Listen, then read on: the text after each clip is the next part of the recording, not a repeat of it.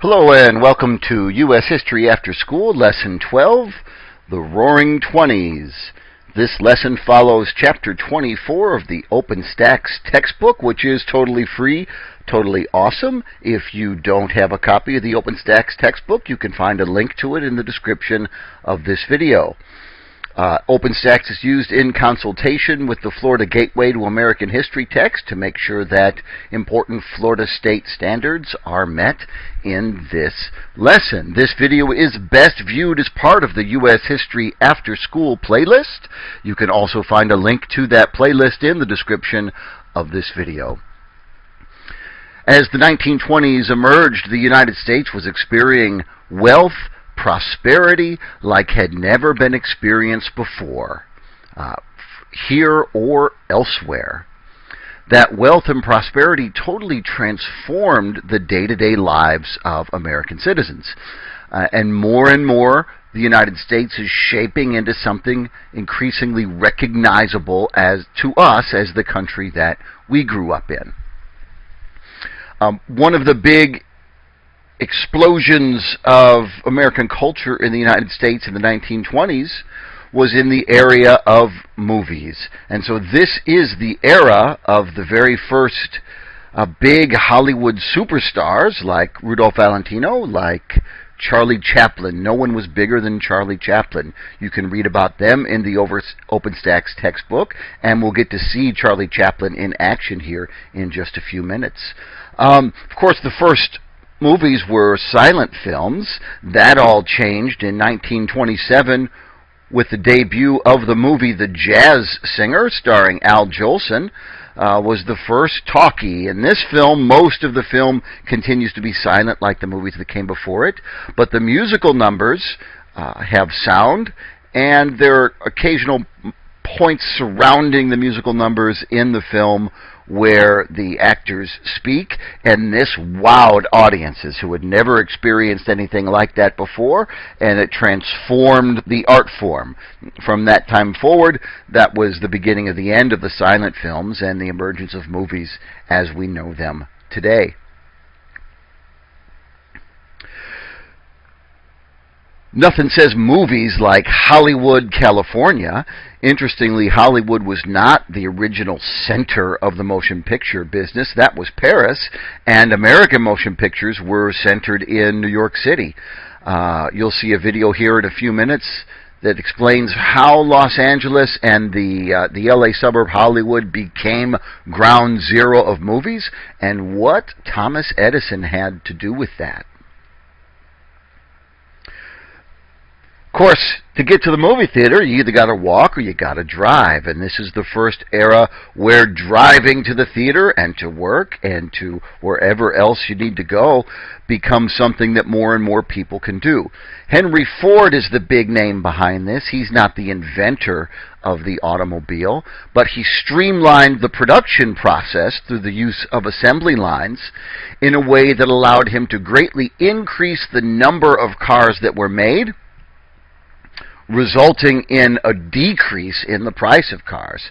You can see that his Model T Ford cost $850 in 1908, but only $300 by 1904, and eventually used cars could be bought sometimes for as little as $5, so that by the end of the 20s, there were over 23 million cars on American roads.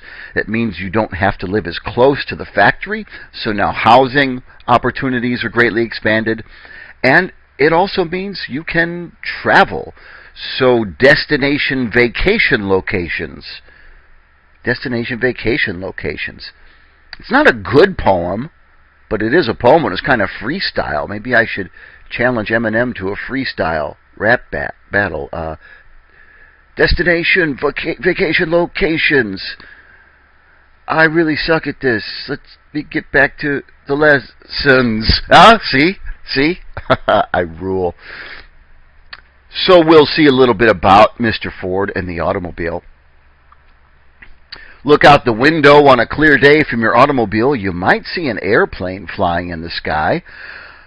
When the airplanes were invented by Orville and Wilbur Wright, They never anticipated, look at this, Orville Wright, one of the pioneers of airplane technology, once famously declared, "No flying machine will ever fly from New York to Paris because no known motor car can run at the requisite speed for 4 days without stopping."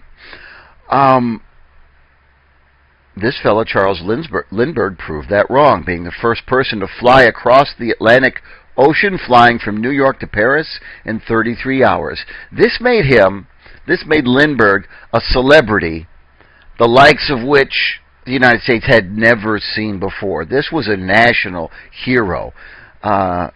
Just don't want to put a microphone in front of his face if the topic is the Jews, unfortunately. But it made him a national hero, so you'll see a little bit about Charles Lindbergh, and his heroics made everybody else interested in flying. If he can fly across the ocean, then maybe you and I can fly across the country, from New York to LA, from Chicago to Miami, from wherever to wherever. Don't let those "there's been a glitch" pop-ups turn you off to the OpenStax textbook. That's only happening because my internet connection at home is really bad. It will work swimmingly for you, or you can download a PDF from the OpenStax text. At any rate, after Lindbergh's accomplishment, air travel became much more common for the everyday people in the United States. More of the important new innovations in this era include radios, phonographs, that's record players, vacuum cleaners. If you don't know what a vacuum cleaner is, just come over. I'll let you vacuum my floor for the experience. For the record, I'm a teacher. You're my student. You may not come over. This is then for the record. Washing machines, fridges, all this new stuff, and everybody wants it. Well, how am I supposed to pay for all this new stuff that I want? I see it. I want it. How do I get it? This is the emergence of buying on credit. Now stores let you put down just a few dollars and you can pay off the rest over the coming weeks or months or even years. So now I have access to things I could never afford to write a check for. That's how everybody ends up with cars or airplane tickets, radios, eventually houses.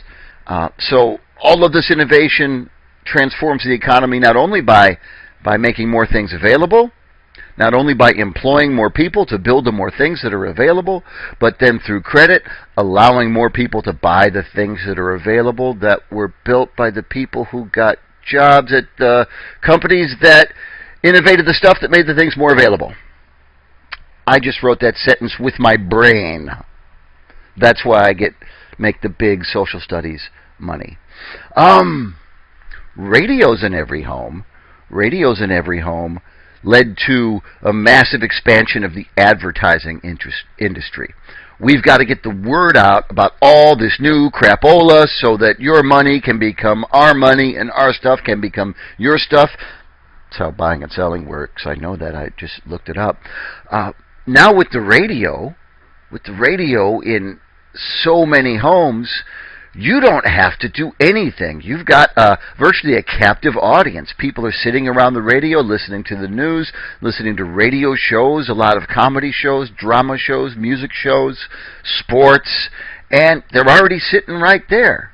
They're already sitting right there to hear what you have to sell. So advertising explodes in the 1920s, which just feeds into the desire to buy more crapola, which feeds into the need to get more store credit, which makes the economy expand and expand and expand and expand like a bubble. And if you know anything about bubbles, you know that they are eternal, that nothing can pop a bubble, that all bubbles last forever, and so there will be no the universe will have no vengeance on us for the prosperity of the Roaring Twenties. Or will it? Thanks to the radio, Sports are now broadcast into people's homes like never before, and baseball becomes the national pastime. So you'll see a little video from Ken Burns about baseball in the 1920s, then a little fun video, just 44 seconds, some interesting, probably three of the least important facts about Babe Ruth, but three interesting facts about Babe Ruth, who is head and shoulders the greatest baseball star of the 1920s, and still considered by many to be one of, if not the greatest, the most legendary baseball player of all times. So, in the videos to follow, you will see a scene from the Charlie Chaplin film The Lion Cage, a few excerpts from The Jazz Singer, the first talkie, first movie with sound, a feature on Thomas Edison and his influence in the creation of Hollywood, short feature on Henry Ford, another on Charles Lindbergh. We'll then talk a bit about mass production and advertising in the 20s, rounding it out with two short videos on baseball, and then I'll be back with you.